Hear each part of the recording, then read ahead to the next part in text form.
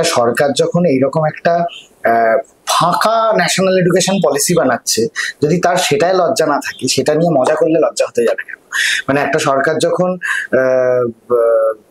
যাবতীয় মানে ওই যে লাইনটা কুণাল কামরা বলেছে যে কর্পোরেটের চাকুরিজীবীরা বেশি ট্যাক্স দেয়, যখন এইরকম একটা সিনারিও ট্যাক্সেশনে তৈরি হচ্ছে, তখন সেটা নিয়ে মজা করলে তাদের অসুবিধা হবে কেন? তুমি এরকম ঘটনা ঘটিও না রে ভাই। তুমি একটা ন্যাশনাল এডুকেশন পলিসি, তুমি নিজে বলছো যে আমার এখানে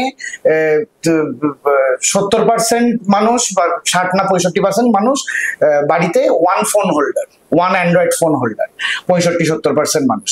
তারপরে তুমি বলছো মোর এমফাসিস অন অনলাইন এডুকেশন। তুমি নিজের জায়গায় নিজেকে লাথি মারছো ঘুরিয়ে।